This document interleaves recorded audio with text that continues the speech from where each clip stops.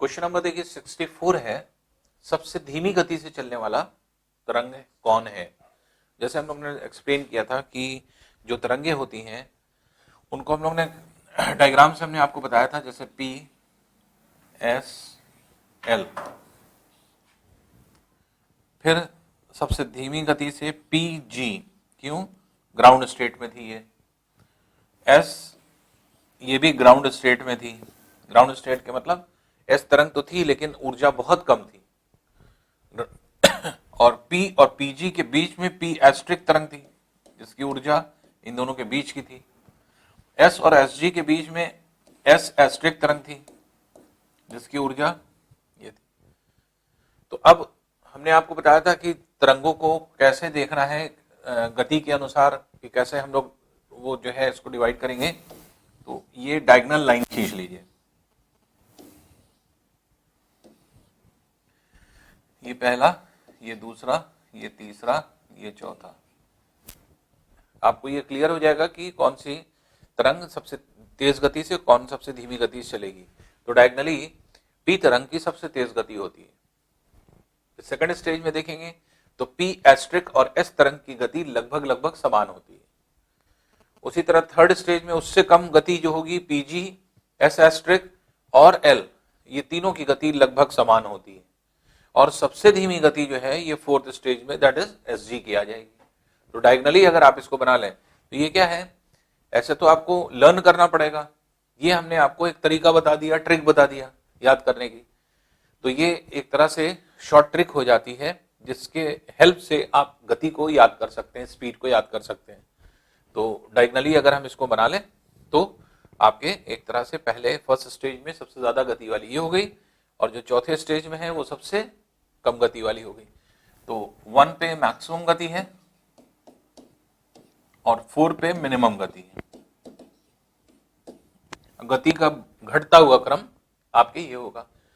तो सबसे ज्यादा गति P, उससे कम P एस्ट्रिक और S, उससे कम PG, S एस्ट्रिक और L, और सबसे कम SG। तो इसलिए अगर इससे कहा जाएगा सबसे धीमी गति से चलने वाली तरंग, तो इसका आंसर क्या हो जाएगा, दैट इज SG तरंग। तो ये जो है इसका आंसर हो जाता है। नेक्स्ट है निम्न में कौन भिन्न है। निम्न में से कौन भिन्न है, हमने आपको बताया था ऑड मैन आउट टाइप के क्वेश्चन। ऑड मैन आउट के मतलब चार कोई भी चीज दी जाए, अब उन तीन में कुछ ना कुछ समानताएं होंगी और चौथे में जो है आपके एक तरह से कुछ अलगावपन होगा जो कि उससे मैच नहीं करेगा। वही चौथी चीज आपको ढूंढना होता है। तीन सिमिलर चीजों को हटा देना होता है, बाकी बची हुई चीज जो है वो ऑड मैन हो जाता है, ऑड मैन आउट हो जाता है। तो निम्न में कौन भिन्न है, जैसे सिल, सिल चट्टान का नाम है, बॉस, बॉस भी चट्टान का नाम है, डाइक, डाइक भी चट्टान का नाम है, ब्रेसिया ये भी चट्टान का नाम है।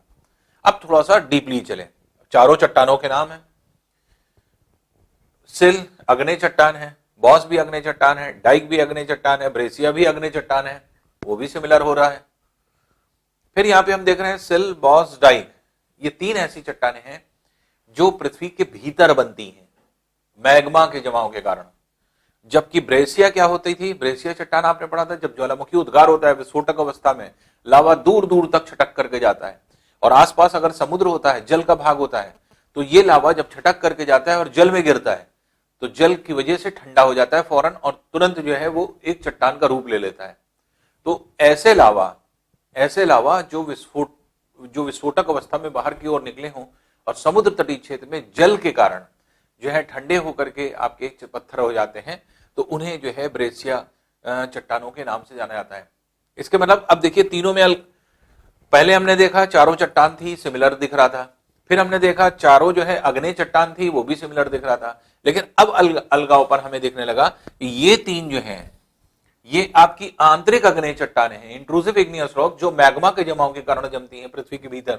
सिल होती है क्षैतिज चट्टान, बॉस होती है तिरछी चट्टान, डाइक होती है ऊर्ध्वाधर चट्टान वर्टिकल, और ब्रेसिया जो है ये क्या है, ये लावा के जमाव के कारण ज्वालामुखी उद्गार के पश्चात बाहर के सतह के बाहर जब लावा बहता है तो वो जो है आपके एक तरह से समुद्र तटीय क्षेत्र में लावा का जमाव जो होता है तो कठोर चट्टान को बनाता है, उसी को ब्रेसिया कहते हैं। तो ये बाह्य अग्नेय चट्टान हो गई और ये आंतरिक अग्नेय चट्टानें हो गई। इसलिए जो भिन्न है वो कौन है, वो हो जाएगा ब्रेसिया।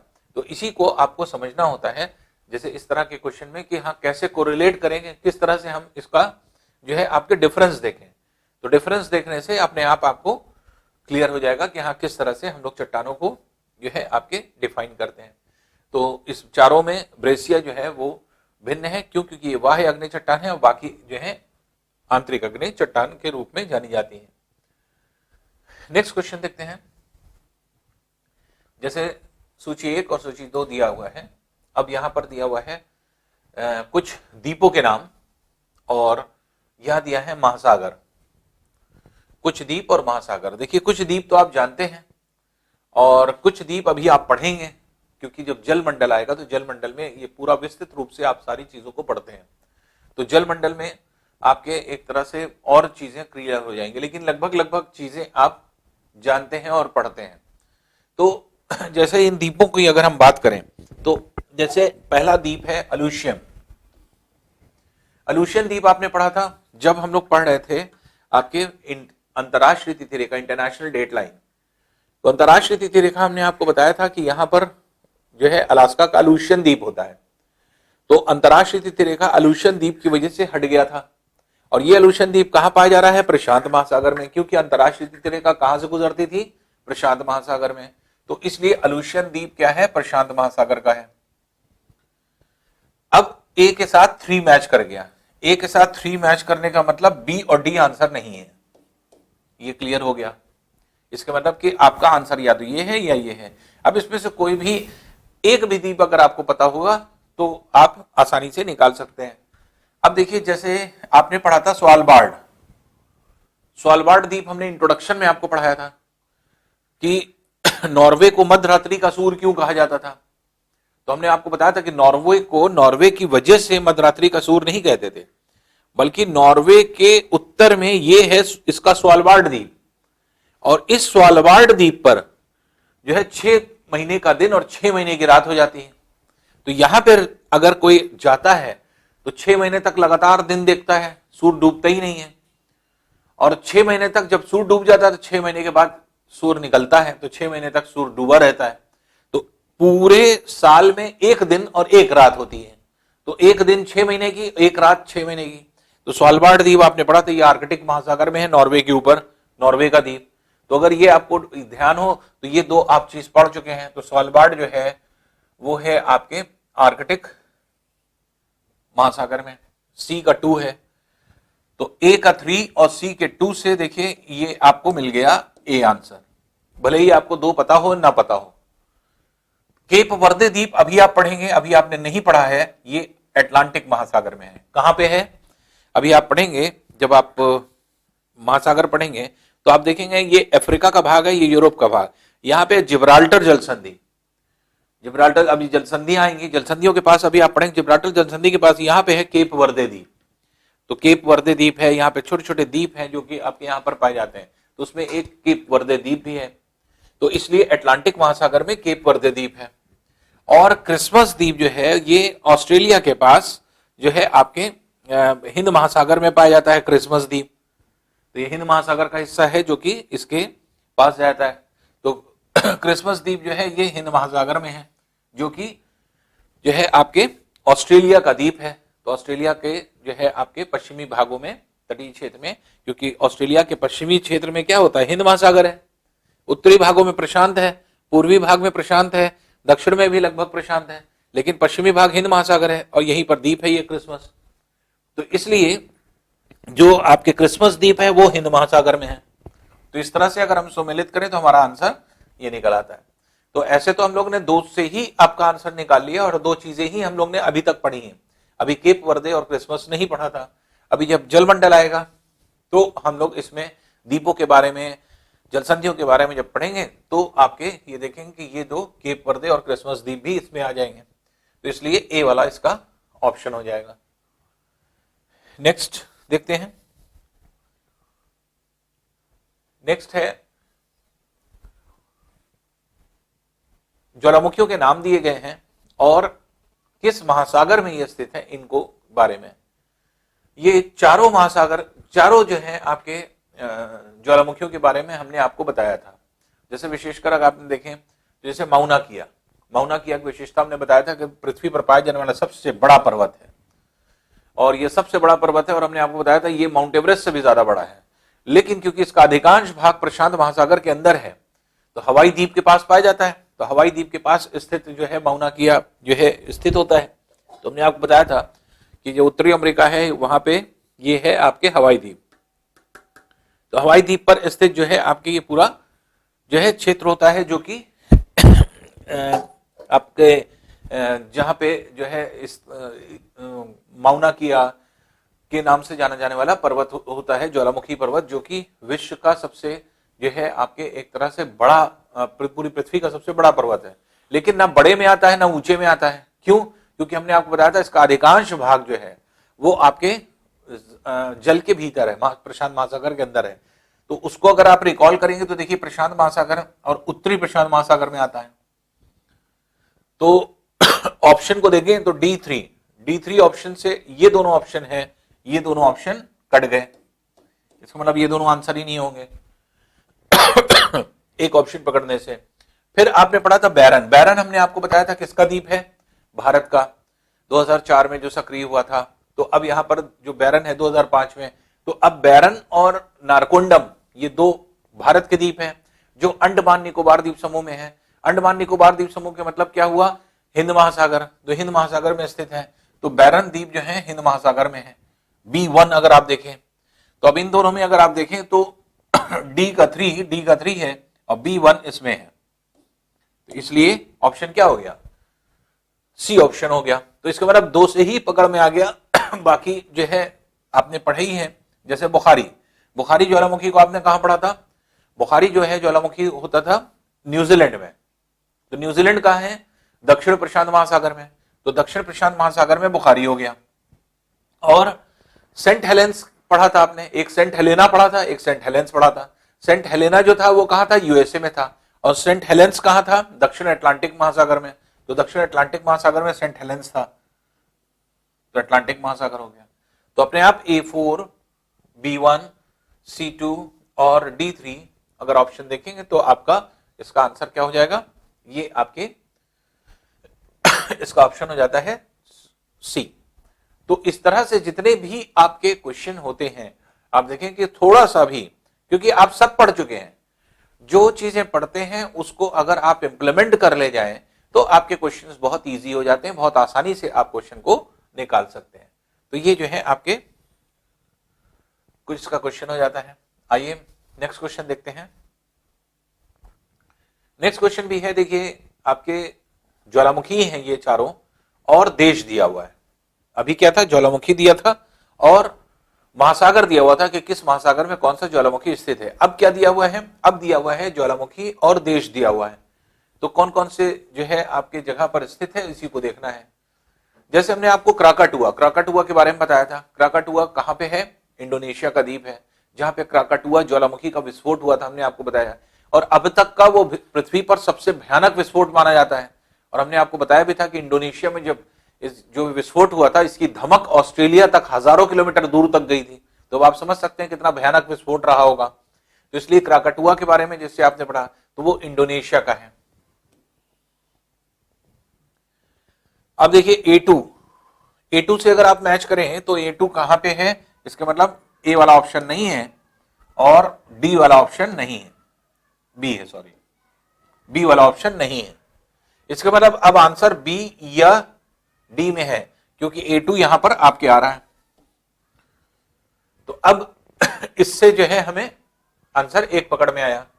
फिर देखिए माउंट एटना आपको ध्यान होगा इटली में हम लोग ने पढ़ा था कि जो इटली के कुछ सिसिली और लिपारी द्वीप हम लोग ने पढ़े थे। सिसिली और लिपारी द्वीप पर जो है आपके कुछ प्रमुख ज्वालामुखी थे, जैसे स्ट्राम्बोली, जिसको भूमध्य सागर का प्रकाश स्तंभ कहा गया था। तो स्ट्राम्बोली था, माउंट एटना था, माउंट वल्केनो था, माउंट विसुवियस था। 4 ज्वालामुखी हम लोग ने पढ़े थे। ये चारों कहां पे थे? इटली में थे। तो स्ट्राम्बोली, माउंट एटना, आपके माउंट वल्केनो और जो है वहीं पर माउंट विसुवियस। तो ये जो है आपके 4। तो B के साथ 1 जा रहा है, B के साथ 1 जा रहा है, तो दोनों में जा रहा है, इसलिए जो है ऐसे पकड़ में नहीं आएगा। अब देखिए टाल, माउंट टाल और कटमई दोनों पढ़ा था आपने। माउंट टाल हमने आपको बताया था ये है फिलीपींस देश में। फिलीपींस देश में कुछ प्रमुख ज्वालामुखी जैसे माउंट टाल और माउंट मेयॉन, ये दो प्रमुख ज्वालामुखी हम लोग ने पढ़े थे कि फिलीपींस के द्वीपों में माउंट मेयॉन और माउंट टाल, ये दो प्रमुख ज्वालामुखी होते हैं। और कटमई के बारे में तो बहुत ही विस्तृत पढ़ा था आपने। कटमई जो अलास्का के क्षेत्र में है, तो उसको आपने पढ़ा था कि इसके अंदर जब विस्फोट होता है तो आसपास की भूमि फट जाती है और दसियों हजार छिद्र इसके आसपास पाए जाते हैं और दरारें उत्पन्न है, भूकंप, क्योंकि जब विस्फोट होता है, ज्वालामुखी विस्फोट होता है, तो उस विस्फोट के कारण उस क्षेत्र में भूकंप भी आते हैं और जमीनें फट जाती हैं, दरारें उत्पन्न हो जाती हैं, छिद्र उत्पन्न हो जाते हैं।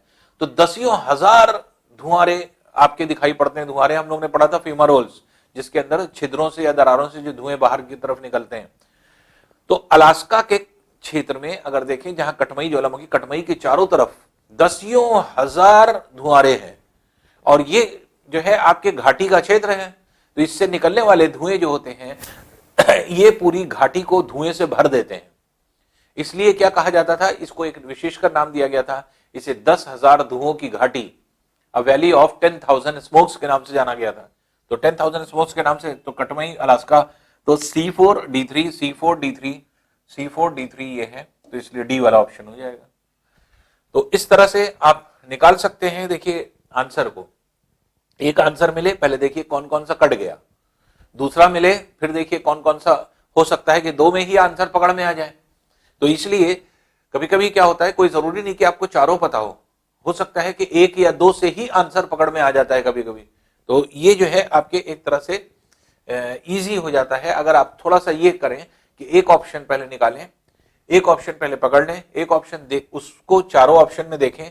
जब चारों ऑप्शन में देखेंगे तो अपने आप आपको क्लियर होगा कि कौन सा आंसर हो सकता है, कौन सा नहीं हो सकता है। जब आपको ये क्लियर हो जाएगा कि कौन सा आंसर हो सकता है, कौन सा नहीं हो सकता है, तो नहीं होने वाले काट दीजिए। अब जो हो सकते हैं उसको देखिए, फिर फर्दर देखें। अगर मान लीजिए कोई एक और इंफॉर्मेशन मिल जाती है, उस इंफॉर्मेशन को रख करके देखिए, हो सकता है आपका आंसर मिल जाए, या हो सकता है कि आगे और आपको इंफॉर्मेशन देखनी हो। तो इस अप्रोच से ये क्वेश्चंस किए जाते हैं, सुमेलित करने वाले। तो ये अगर अप्रोच आपने पकड़ लिया तो आसानी से क्वेश्चनों को समझ में भी आ जाएगा और आसानी से आप क्वेश्चन कर ले जाएंगे। नेक्स्ट क्वेश्चन है, देखिए, कौन परिप्रशांत पेटी में स्थित नहीं है? Vietnam, Colombia, Malaysia, Croatia.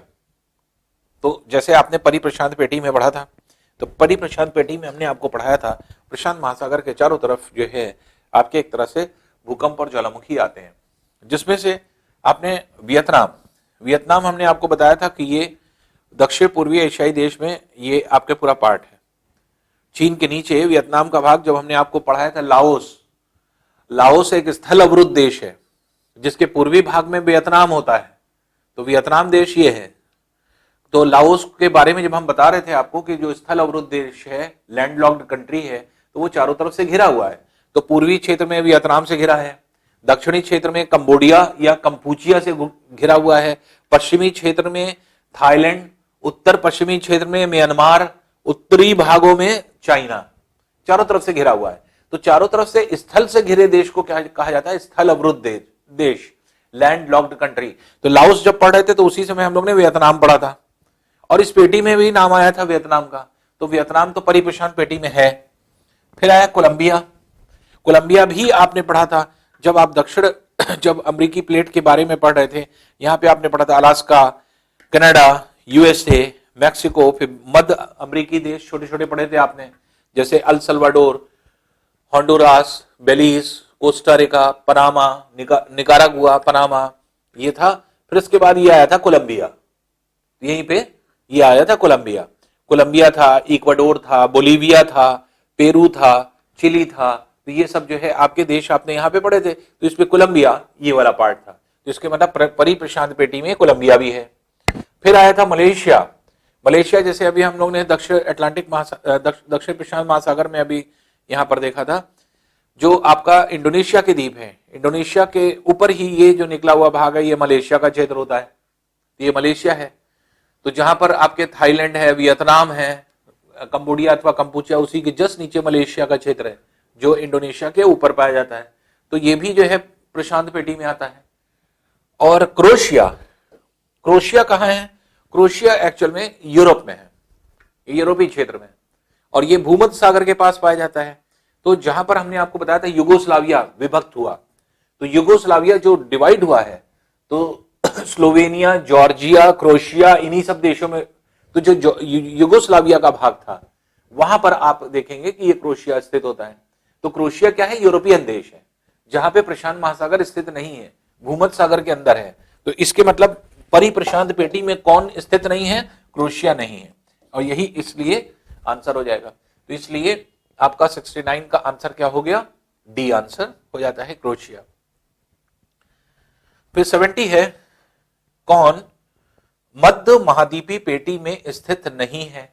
अब मध्य महाद्वीपीय पेटी की जो है आपके एक तरह से देख लें तो मध्य महाद्वीपीय पेटी में जैसे हमने आपको बताया था कि ये जो पूरा भूमध्य सागर का क्षेत्र है, अफ्रीका और यूरोप के बीच में पूरा भूमध्य सागर का जो क्षेत्र है ये पूरा आ जाता है, और एशिया के मध्यवर्ती भाग आ जाते हैं।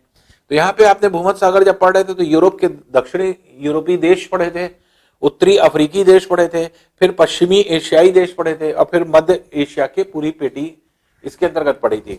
अब इसमें देखिए क्या है, जैसे यूनान, यूनान इस पेटी में आता है क्योंकि ग्रीस ये है यूरोप का दक्षिणी स्थित भाग, तो ये आपके इस पेटी में आएगा। यूनान, ग्रीस जिसको कहा जाता है। स्पेन, स्पेन भी आता है, स्पेन का ये भाग है जो भूमध्य सागर में भी आता है। तो ये आपके स्पेन, फ्रांस, इटली, ये यहाँ पे आपने पढ़ा था। तो पुर्तगाल से स्टार्ट किया था हम लोग ने, पुर्तगाल है, स्पेन है, फ्रांस है, इटली है, ऑस्ट्रिया है, आपके स्विट्जरलैंड है, ये सब देश यहाँ से स्टार्ट हो जाते हैं। तो ये भी था स्पेन। साइप्रस, साइप्रस भी आपने, क्योंकि साइप्रस द्वीप के बारे में नहीं पढ़ा है, जहां पे सीरिया है, जहां पे तुर्की है, सीरिया है, तुर्की के नीचे सीरिया के पश्चिम में यहाँ पे एक छोटा सा द्वीप है भूमध्य सागर जो साइप्रस के नाम से जाना जाता है, तो साइप्रस है। और सूडान जो है ये अफ्रीका का देश है जो कि आपके बीचों बीच, ये अफ्रीका के मिस्र के जस्ट नीचे पाया जाता है।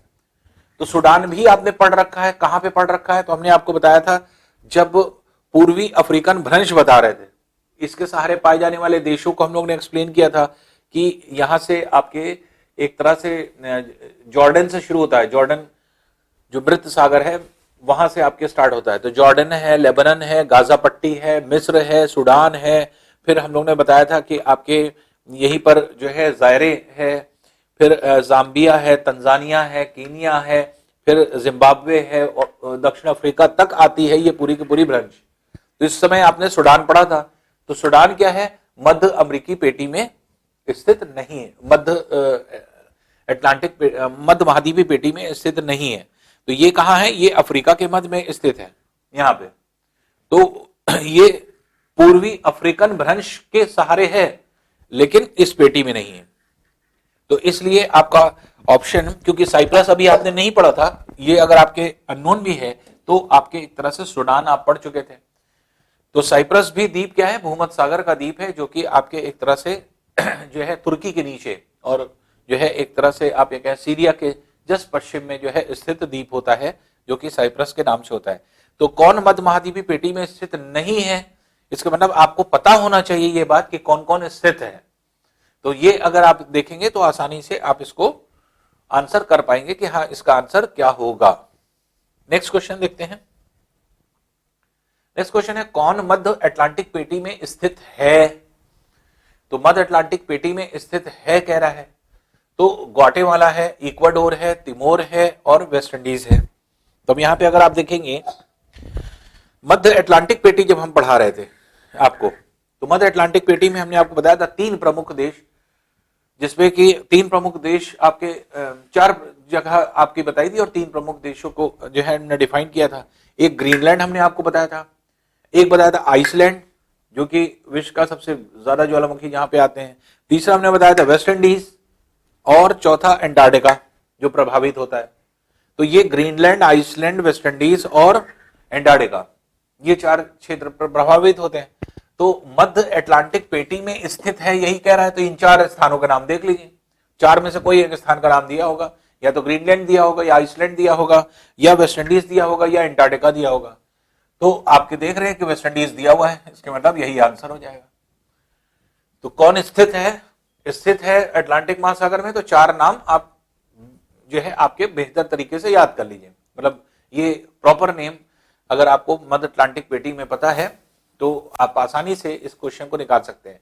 तो क्या है इसमें, एक ग्रीनलैंड है, एक आइसलैंड है, एक वेस्ट इंडीज है और एंटार्क्टिका। तो ये प्रमुख क्षेत्र हैं जो मध्य अटलांटिक पेटी में आते हैं। बाकी ग्वाटेमाला भी आप पढ़ चुके हैं। ग्वाटेमाला हमने अभी आपको मध्य अमेरिकी देश के बारे में बताया था कि ये मध्य अमेरिकी देश जो है ये El Salvador, Guatemala, Honduras, Costa Rica, Panama, तो ये सब जितने भी आपके देश हैं तो इसमें ग्वाटेमाला आता है मध्य अमेरिकी देश में।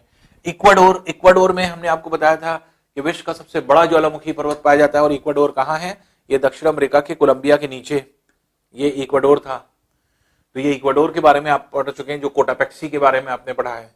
और तिमोर जो है ये द्वीप जो है आपके यहाँ पर पाया जाता है, जो इंडोनेशिया का द्वीप है। इंडोनेशिया क्या है, द्वीप को तिमोर के नाम से जाना जाता है। तो ये तिमोर के द्वीप के नाम से जाना जाता है। तो मेनली मध्य अटलांटिक पेटी में इससे 4 नाम ही हैं और उन 4 में से कोई एक नाम दिया जाएगा जिसमें से वेस्ट इंडीज आपको दे दिया गया। इसलिए जो आंसर हो जाएगा वो क्या हो जाएगा आपका, वेस्ट इंडीज हो जाएगा। फिर देखिए 72 है, जब किसी समय वेस्ट इंडीज 75 डिग्री पश्चिम में सुबह 9 बजे क्रिकेट मैच प्रारंभ हुआ तो भारत में उसका सीधा प्रसारण कब देखा जाएगा। अब इसको देखिए कैलकुलेट करना होगा।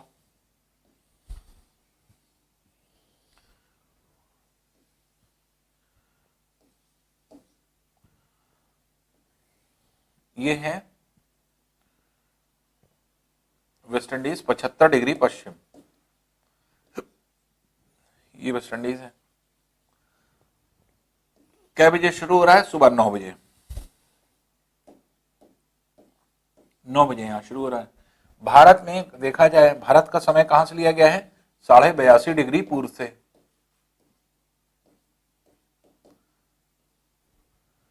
और यह भी आपको पता है कि ग्रीनविच मीन टाइम और यहां पर कितने घंटे का फर्क है, तो इंग्लैंड के समय से भारत का समय 5.5 घंटे आगे है।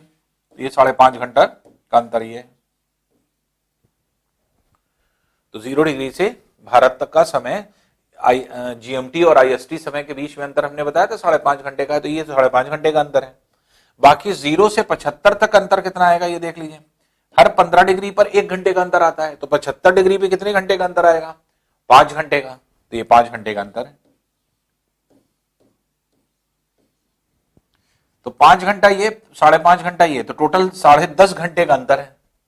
और क्योंकि वेस्ट इंडीज से भारत पूर्व में स्थित है इसलिए 9 बजे में 10.5 घंटा जोड़ देंगे, क्योंकि आगे होगा समय भारत का। तो इसलिए 9 बजे में अगर मान लीजिए आप 10.5 बजे जोड़ दें तो इसको मतलब 10 घंटा 30 मिनट जोड़ दीजिए तो कितना समय हो जाएगा, 19:30। तो 19:30। तो इसका मतलब कि अब 19:30 मतलब अगर 12 ईस्वी से निकाल दें तो शाम 7:30 बजे आएगा। तो इसका मतलब कि अगर सुबह 9 बजे यहां पर मैच स्टार्ट होता है वेस्ट इंडीज में तो भारत में कितने बजे देखा जाता है, तो 7:30 बजे शाम को पीएम में, जो कि कितना बजे होगा, 19:30। तो 19:30 या तो आंसर दिया होगा या शाम 7:30 बजे दिया होगा। तो शाम 7:30 बजे जो है आपके मैच देखा जाएगा कहां पे, ये भारत में। तो इसमें देखिए सीधे सीधे आपको ये समझना है इस तरह के क्वेश्चन में, बस जो चीजें आपने पढ़ रखी हैं। अब देखिए हमने इसका कैलकुलेशन किया ही नहीं, इतने डिग्री का 82.5 डिग्री का। और नहीं अगर करना होता तो 82.5 को हम क्या लिखते, 75 डिग्री प्लस 7.5 डिग्री। तो 75 डिग्री पे 5 घंटे का अंतर आता, जैसे इधर आया है हर 15 डिग्री पे 1 घंटे का, तो 75 डिग्री पे क्या होगा, 5 घंटे का। और 7.5 15 का आधा होता है। तो 15 का आधा होने का मतलब 15 डिग्री पर अगर 1 घंटे का अंतर आ रहा है तो 7.5 घंटे में कितनी देर का, आधे घंटे का, 30 मिनट का। तो 5.5 घंटे का ये, 5 घंटे का ये, 10.5 घंटा ये समय आगे हो गया। तो इस तरह से आप निकाल सकते हैं। इसका आंसर क्या हो जाएगा, ये आंसर हो जाएगा आपका 72 का बी।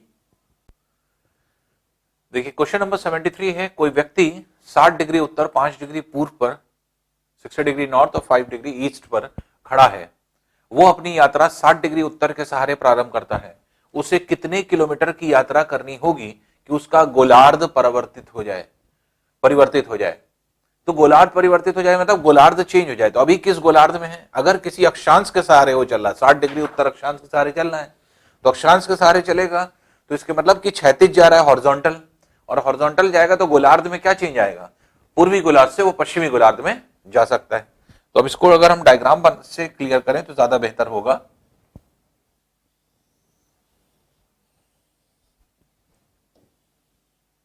जैसे 0 डिग्री ये है, 180 डिग्री अक्षांश में 0 डिग्री अक्षांश ये है, मान लीजिए 60 डिग्री अक्षांश ये है, 60 डिग्री उत्तर अक्षांश। अब ये कह रहा है ये 5 डिग्री पूर्व पर खड़ा है, ये है 5 डिग्री पूर्व पर, तो ये इस जगह पर खड़ा है। तो 60 डिग्री उत्तर 5 डिग्री पूर्व पर यहां खड़ा है। अब उसको कितनी यात्रा करनी होगी उसका गोलार्ध परिवर्तित हो जाए? तो ये यहां से यहां तक ये पूरा पूर्वी गोलार्ध है, और यहां से यहां तक ये है पश्चिमी गोलार्ध। गोलार्ध परिवर्तित होने का मतलब जैसे ही वो 0 पे आएगा, इसके मतलब कि वो पश्चिमी गोलार्ध में एंटर कर गया, तो यहां से यहां तक आना है। तो कितने डिग्री की यात्रा है? 5 डिग्री पूर्व से 0 डिग्री तक आना है, पश्चिमी गोलार्ध पर स्टार्ट हो जाएगा। तो 5 डिग्री यात्रा करना है, और किसके सहारे कर रहा है? 60 डिग्री पर। आप इससे पहले पढ़ चुके हैं कि दो अक्षांशों के मध्य दूरी 60 डिग्री अक्षांश पर कितनी होती है? तो सबसे ज्यादा दूरी यहां 111 किलोमीटर होती थी 0 डिग्री अक्षांश पे, दो देशांतरों के बीच में। और 60 डिग्री अक्षांश पर कितनी होती थी? ये होती थी 37 किलोमीटर की दूरी। ये सब कैलकुलेशन आप कर चुके हैं दूरी का। तो 37 किलोमीटर की दूरी होती थी, तो 1 डिग्री आगे बढ़ने के लिए 37 किलोमीटर जाना पड़ेगा। तो यहां पर कितनी दूरी चलना है? 5 डिग्री। तो चली गई दूरी जो हो जाएगी, डिस्टेंस जो इसको ट्रेवल करनी होगी, वो 5 डिग्री के बराबर है। और हर एक डिग्री जो है आपके किसके बराबर है? हर एक डिग्री 37 किलोमीटर के बराबर है।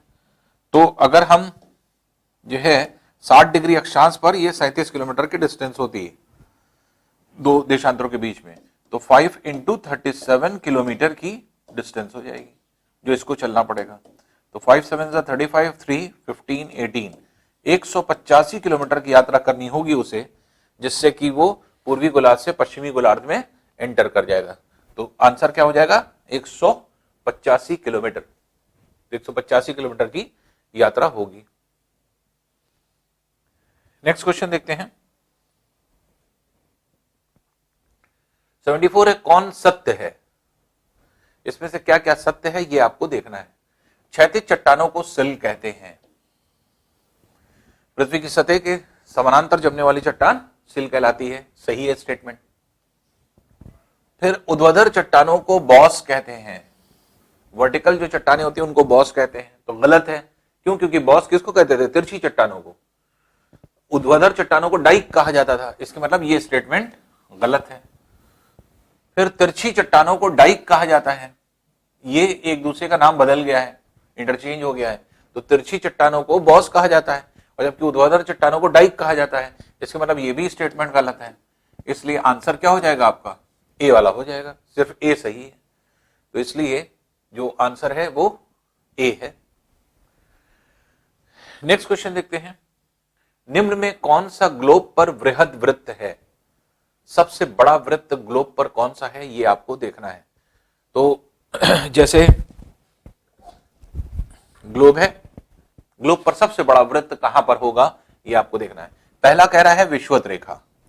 ये विषुवत रेखा का पूरा इक्वेटर जो है 0 डिग्री अक्षांश, एक वृत्त ये है।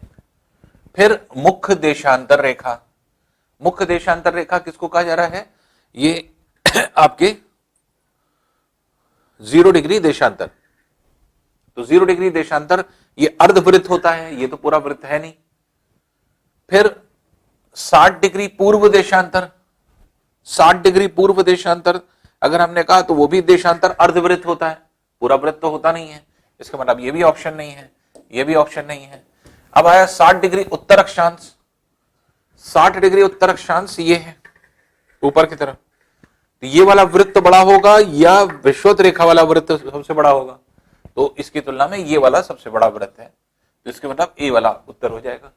तो पृथ्वी की सतह पर जो काल्पनिक रेखाएं बनाई गई हैं उसमें सबसे बड़ा वृत्त विषुवत रेखा पर है। आपको ये भी पता है कि विषुवत रेखा पर त्रिज्या पृथ्वी की सबसे ज्यादा है, रेडियस मैक्सिमम है, और इस वजह से ये वाला वृत्त जो होता है वो सबसे बड़ा होता है। तो विषुवत रेखा पर पूरी पृथ्वी पर बनने वाला सबसे बड़ा वृत्त विषुवत रेखा या भूमध्य रेखा या इक्वेटर जिसको कहते हैं, या 0 डिग्री अक्षांश आप ये कह सकते हैं, ये जो है आपके सबसे बड़ा वृत्त होगा। तो ये जो है आपका आंसर इसमें क्या हो जाता है, ये हो जाता है आपका ए।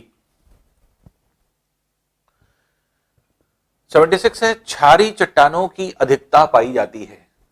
क्षारीय मतलब होता है बेसिक रॉक्स, अम्लीय चट्टान मतलब एसिडिक रॉक्स। तो एसिडिक रॉक्स और बेसिक रॉक्स कब कहा जाता है, ये किसके आधार पर कहा जाता है, सिलिका के आधार पर।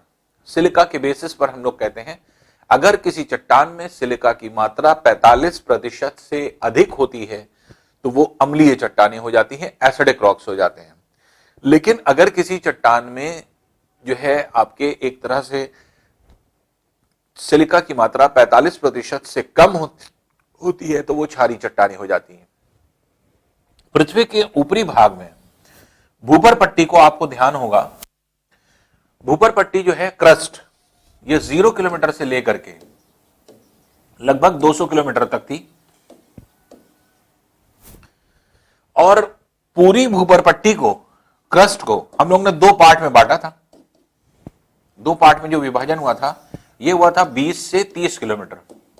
कुछ लोग 20 किलोमीटर मारते हैं, कुछ लोग 30 किलोमीटर, तो 20 किलोमीटर आप ले सकते हैं। तो 0 से 20 किलोमीटर तक कहा गया था ऊपरी भूपर पट्टी, अपर क्रस्ट, और 20 से 200 किलोमीटर तक यह कहा गया था लोअर क्रस्ट, जिसमें यह भी हम लोग ने देखा था कि अपर क्रस्ट जो होता है ये ठोस है जो लोअर क्रस्ट पर तैर रहा है, लोअर क्रस्ट पिघला हुआ है, क्योंकि 20 किलोमीटर के बाद से ही रेडियो एक्टिव एलिमेंट शुरू हो जाते हैं। तो रेडियो एक्टिव एलिमेंट्स यहां पर शुरू हो जाते हैं, और जिसकी वजह से जो है ये पूरा क्षेत्र पिघली हुई अवस्था में है। और इस क्षेत्र में अगर हम देखें, और इस क्षेत्र में अगर हम देखें तो यहां पर जो आपकी चट्टानें होती हैं ऊपरी भाग में, ये बेसिकली एसिडिक होती हैं और ये बेसिक होती हैं ज्यादा। क्यों? इसलिए क्योंकि एसिडिक रॉक्स क्यों होंगी, सिलिका की अधिकता, और आपने पढ़ा है पृथ्वी के ऊपरी भागों में सिलिका की अधिकता पाई जाती है। सिलिका की मात्रा बहुत ज्यादा होती है और अधिक होने की वजह से ये अम्लीय चट्टानें होती है।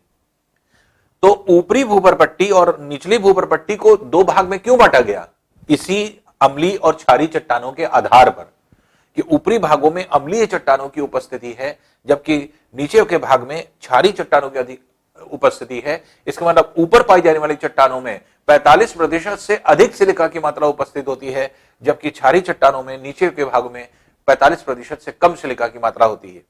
अब अपने क्वेश्चन को हम देखें, कह रहा है क्षारीय चट्टानों की अधिकता पाई जाती है, क्षारीय मतलब बेसिक, तो बेसिक रॉक्स कहां पाए जाएंगे, ये हैं, कहां से, 20 से 200 किलोमीटर तक आप कह सकते हैं। इस रेंज को देख लीजिए, तो 20 से 200 किलोमीटर ए वाला ऑप्शन हो जाएगा। तो पहले आपको अपनी थ्योरी पर जाना पड़ेगा। ये सारी थ्योरी आप पढ़ चुके हैं, आपने पढ़ा था कि क्रस्ट है, क्रस्ट को 2 भाग में बांटा गया, ऊपरी भूपर पट्टी, निचली भूपर पट्टी, किस आधार पर बांटा गया था, क्षारीय चट्टानों के आधार पर बांटा गया था, अम्लीय और क्षारीय चट्टान के आधार पर। तो सिलिका के बेस पर 2 पार्ट में इसको डिवाइड किया गया था। तो ये ऊपरी भाग में अम्लीय चट्टान और निचले भाग में क्षारीय चट्टान, तो एसिडिक और बेसिक, तो ये जो है आपकी चट्टानें होती हैं। तो क्षारीय चट्टानों की अधिकता कह रहा है तो 20 से 200 किलोमीटर गहराई तक इसकी उपस्थिति हो जाएगी। नेक्स्ट क्वेश्चन देखते हैं।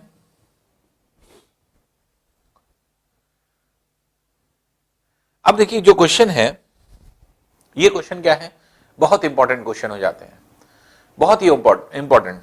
क्यों इंपॉर्टेंट है ये सिविल में खूब पूछे जाते हैं और अब पीसीएस में भी पूछे जाने लगे। पहले पीसीएस में इस तरह के क्वेश्चन नहीं आते थे, ये सिविल में आने वाले क्वेश्चन होते हैं और इन पर पकड़ बनाना बड़ा मुश्किल होता है। कैसे जो है हम किसी क्वेश्चन को निकालें। अब जैसे फॉर एग्जांपल, एक होता है कथन, एक होता है कारण। जैसे फॉर एग्जांपल अगर हम कोई स्टेटमेंट बोले, जैसे हमने कहा कि मोहन की ट्रेन छूट गई, एक पहला स्टेटमेंट, और फिर हमने रीजन दिया क्योंकि उसको देर हो गई थी। तो अब देखिए यहां पर दो स्टेटमेंट है। पहला कह रहा है उसकी ट्रेन छूटी, जो कार्य हुआ है, और क्यों छूटी है उसका कारण जो है आपके ये बताया जा रहा है। तो यही कथन होता है। कथन क्या है? मोहन की ट्रेन छूट गई, और कारण क्या है? एक स्टेटमेंट हमने दे दिया कि उसको देर हो गई थी। तो अब हमें यह देखना होता है कि दोनों स्टेटमेंट सही है या नहीं है। देर हुई थी कि नहीं हुई थी, उसकी ट्रेन छूटी है कि नहीं छूटी है। अगर दोनों सही स्टेटमेंट हैं तो हम ये कहते हैं कि ए और आर सही है, ए और आर दोनों सही हैं। और आर ए की सही व्याख्या है कि नहीं। आर ए की मतलब आर होता है रीजनिंग, कथन, ये रीजन होता है, और ए क्या होता है? एसर्शन। एसर्शन मतलब कथन। तो ये एसर्शन है, कथन है, और ये है आपके रीजन। तो आर और ए पहले सही है कि नहीं हमने कहा, तो मोहन की ट्रेन छूट गई, सही बात है, तो इसलिए ए सही हो गया। आर, अब हमने कहा कि जो है सपोज कर लीजिए कि हमने कहा कि जो है उसको देर हो गई थी, ये भी स्टेटमेंट सही है, आर हो गया। अब हम लोग को यह देखना होता है कि क्या इस कथन का ये वास्तविक कारण ये है कि नहीं है। तो अब हमने कहा मोहन, जैसे एसर्शन में हमने क्या लिखा? मोहन की ट्रेन छूट गई। और रीजन में हमने क्या लिखा? रीजन हमने लिखा कि उसको देर हो गई थी। दोनों स्टेटमेंट सही हैं। अब हमें यह परख करनी होती है कि क्या यही एक्चुअल रीजन है इस स्टेटमेंट का। इसके मतलब कहा जाए आर ए की सही व्याख्या है कि नहीं है। तो अब यह देखना पड़ेगा कि मोहन की ट्रेन छूट गई, क्यों छूट गई। अब हर स्टेटमेंट जब आपको चेक करना हो व्याख्या, तो आप क्या करेंगे? सबसे सिंपल सा मेथड हम आपको बता रहे हैं। ऐसे तो पकड़ने में नहीं आता ये क्वेश्चन, लेकिन आपको इजीएस्ट तरीका हम बताएं कि ए आर का की सही व्याख्या है कि नहीं है। इसको कैसे पकड़ा जाए? बीच में, इसके बीच में ये स्टेटमेंट पढ़िए, ये स्टेटमेंट पढ़िए, और बीच में क्यों की लगा दीजिए, और स्टेटमेंट को पूरा पढ़ करके देखिए।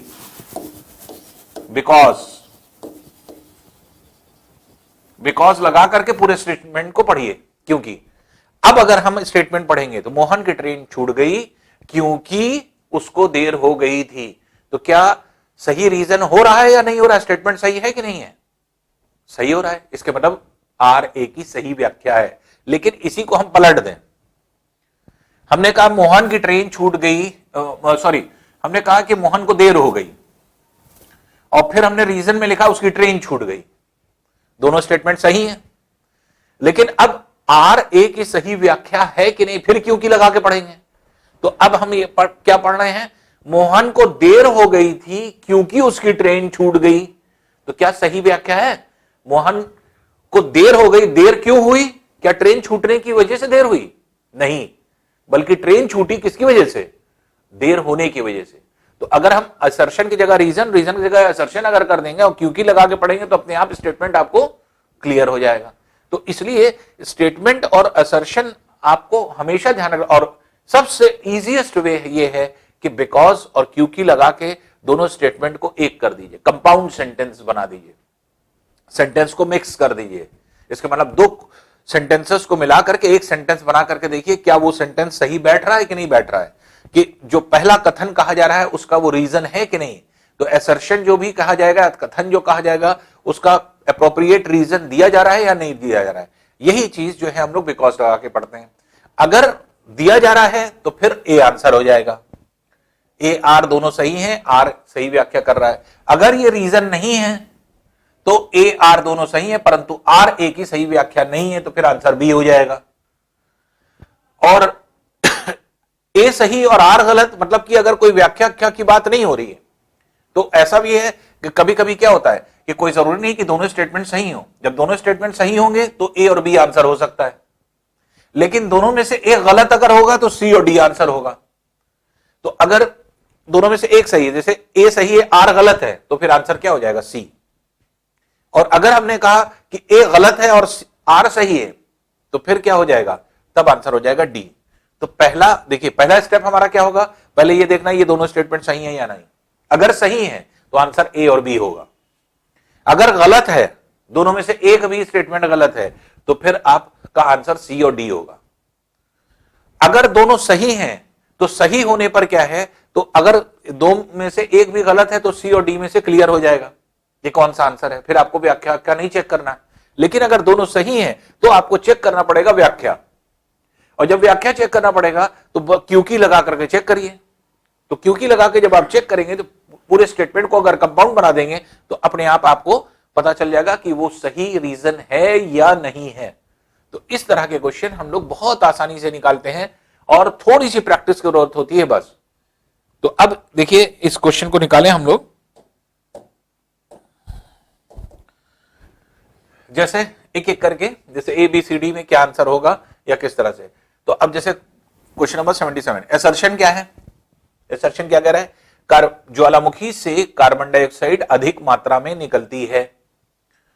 तो ज्वालामुखी के समय कार्बन डाइऑक्साइड वाकई में अधिक मात्रा में निकलती है। अधिक मात्रा में निकलने वाली गैसें कौन कौन सी होती थी, जलवाष्प होता था, धुआं होता था, कार्बन डाइऑक्साइड होती थी, ये सब बहुत अधिक मात्रा में निकलती हैं। तो अधिक मात्रा में निकलती है, इसके मतलब ए सही है, स्टेटमेंट ए सही।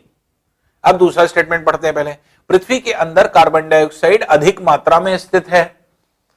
तो क्या कार्बन डाइऑक्साइड पृथ्वी के अंदर अधिक मात्रा में स्थित है, नहीं है।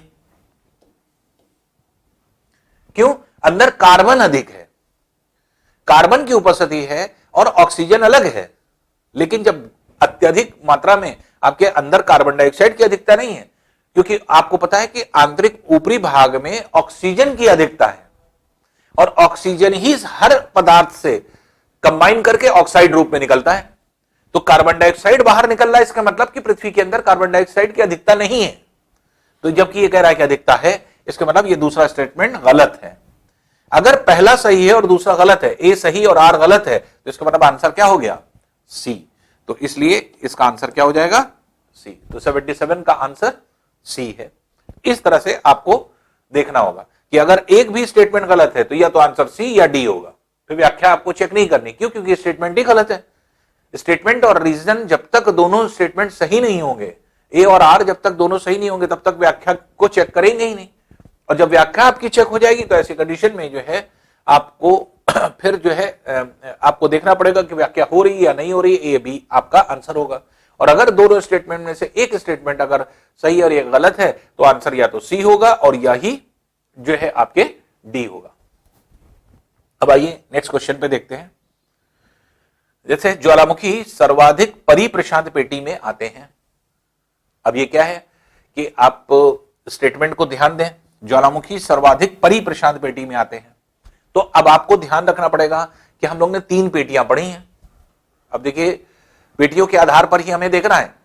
तो परिप्रशांत पेटी में कितने प्रतिशत विश्व के भूकंप और ज्वालामुखी थे, तो लगभग हम लोग ने पढ़े थे कि विश्व के 70% ज्वालामुखी लगभग जो है आपके कहां पर आते थे, 63 से 68% तक भूकंप और 70% तक ज्वालामुखी कहां पर होते थे, परिप्रशांत पेटी में सबसे ज्यादा ज्वालामुखी। तो इसलिए यह स्टेटमेंट सही दिख रहा है, क्योंकि सर्वाधिक परिप्रशांत पेटी में आते हैं, पेटी की बात हो रही है। तो तीनों पेटियों में अगर आप इवैल्यूएट करेंगे तो लगभग लगभग इसमें सर्वाधिक होगा। तो 70% ज्वालामुखी घटनाएं परिप्रशांत पेटी में, फिर लगभग 20 से 21% ज्वालामुखी घटनाएं जो है मध्य महाद्वीपीय पेटी में थी, और लगभग 9 से 10% जो है आपके ज्वालामुखी घटनाएं कहां पर थी, आपके मध्य अटलांटिक पेटी में थी। इसलिए सर्वाधिक आप ये कह सकते हैं कि जो ज्वालामुखी है वो परिप्रशांत पेटी में। इसके मतलब ये स्टेटमेंट क्या है, सही है। अब परिप्रशांत पेटी को आग का वलय कहते हैं, रिंग ऑफ फायर कहते हैं। तो आग का वलय कहते हैं, क्या यह स्टेटमेंट सही है, सही है। अब देखिए दोनों सही हो गए। जब दोनों स्टेटमेंट सही हो गए, अब आंसर या तो ए होगा या बी होगा, सी डी आंसर नहीं है। अब हमें चेक करना पड़ेगा कि जो स्टेटमेंट दिया गया है उसका ये रीजन है या नहीं रीजन है। तो हम क्यों की लगा के पढ़ें स्टेटमेंट को, ज्वालामुखी सर्वाधिक परिप्रशांत पेटी में आते हैं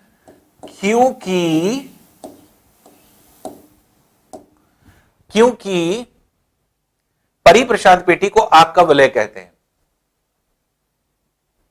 ध्यान दीजिएगा स्टेटमेंट पे, ज्वालामुखी सर्वाधिक परिप्रशांत पेटी में आते हैं क्योंकि परिप्रशांत पेटी को आग का वलय कहते हैं। सही है स्टेटमेंट आपका? आर जो है ए की सही व्याख्या है? नहीं है। क्यों? सर्वाधिक प्रशांत पेटी में क्यों ज्वालामुखी आ रहे हैं? क्या यह रीजन है कि प्रशांत पेटी को आग का वलय कह रहे हैं इसलिए?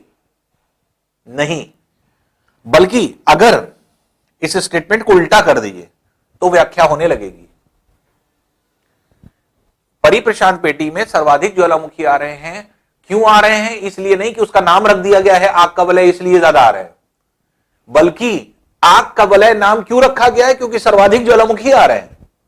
तो अगर असर्शन को रीजन की जगह कर दिए और रीजन के और असर्शन की जगह कर दिए तब व्याख्या हो रही है।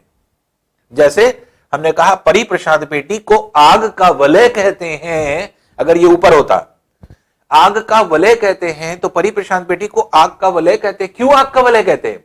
क्योंकि परिप्रशांत पेटी में सर्वाधिक ज्वालामुखी घटनाएं घटित होती हैं, तब स्टेटमेंट और असर्शन सही होता। तो ए जो आर है वो ए की सही व्याख्या होती अगर हम इसको पलट दें, तो इसलिए अभी सही व्याख्या नहीं हो रही। तो ए और बी सही तो है लेकिन आर ए की सही व्याख्या नहीं है। तो आर ए की सही व्याख्या नहीं है, इसके मतलब आंसर क्या हो जाएगा? 78 का बी आंसर हो जाएगा। तो ये बी आंसर जो है आपके इसको डिफाइन करेगा। समझ पा रहे हैं ना आप लोग? तो बस ये समझिए कि बहुत इजी है, बस कोशिश ये करिए, बस दिमाग खुला रहना चाहिए।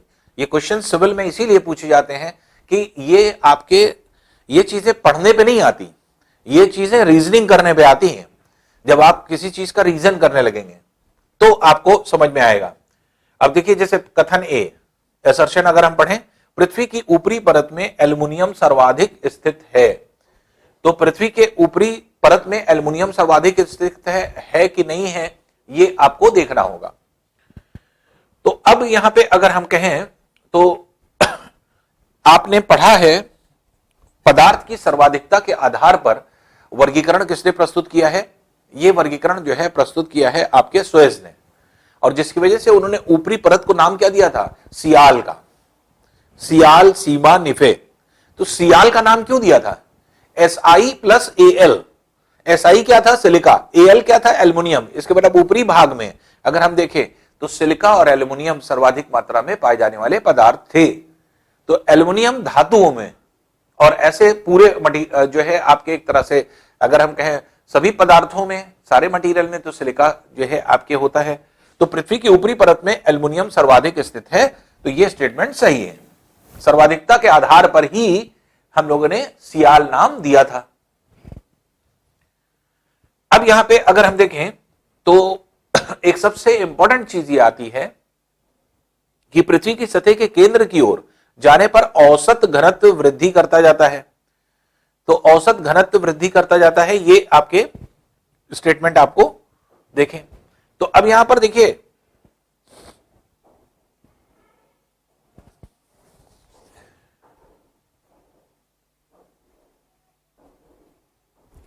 पृथ्वी की ऊपरी परत में एल्युमिनियम सर्वाधिक स्थित है, यह स्टेटमेंट में पृथ्वी की सतह से केंद्र की ओर जाने पर औसत घनत्व वृद्धि करता जाता है। तो आपको यह पता है कि पृथ्वी की ऊपरी परत, फिर मध्यवर्ती परत है और फिर आंतरिक परत है, और पृथ्वी की सतह से अंदर जाने पर घनत्व तेजी से बढ़ता है। कैसे घनत्व बढ़ता है? क्योंकि ऊपरी परत जो ऊपर पट्टी क्रस्ट कहलाती थी वो 2.7 से 2.9 ग्राम पर सेंटीमीटर क्यूब का घनत्व रखती थी। मेंटल जो था वो 4.6 से 4.7 ग्राम प्रति घन सेंटीमीटर के घनत्व रखता था, और जबकि क्रोड का भाग क्या होता था? 10 से 12 ग्राम प्रति घन सेंटीमीटर का घनत्व रखता था। तो अब यहां पर क्या है कि आपके एक तरह से स्टेटमेंट जो पृथ्वी की सतह के केंद्र की ओर जाने पर औसत घनत्व वृद्धि करता है, ये क्या है? स्टेटमेंट सही है। अब देखिए जल्दबाजी में यह है कुछ कभी कभी गलतियां हो जाती हैं। जल्दबाजी में कैसे गलतियां हो जाती हैं, किस तरह से गलतियां हो जाती हैं, ये देखें। जब हम बात कर रहे हैं पृथ्वी की ऊपरी परत में एल्युमिनियम सर्वाधिक स्थित है, तो सर्वाधिक स्थित है कि मतलब अब सर्वाधिकता एल्युमिनियम की पाई जाती है। तो अगर हम हमसे अब यहां पे कंफ्यूजन हो सकता है, अब स्टेटमेंट पे अभी हम आपको बता रहे हैं, स्टेटमेंट में यह कंफ्यूजन हो सकता है कि अगर हम कहते हैं कि सभी पदार्थों में सबसे ज्यादा मात्रा में क्या पाया जाता है, तो हमने आपको क्या पढ़ाया है, ऑक्सीजन सर्वाधिक मात्रा में उपस्थित है। ऊपरी परत में सबसे ज्यादा मात्रा में क्या है, ऑक्सीजन है। क्यों? क्योंकि ऊपरी भूमध्य पट्टी में अगर आप देखेंगे तो जितनी चीजें पाई जाती हैं सब ऑक्सीकृत अवस्था में होता है, ऑक्सीडाइज फॉर्म में। लेकिन मेटल्स में अगर कहा जाए तो एल्युमिनियम की सर्वाधिकता होगी। तो एल्युमिनियम जो है आपके सर्वाधिक मात्रा में स्थित होता है।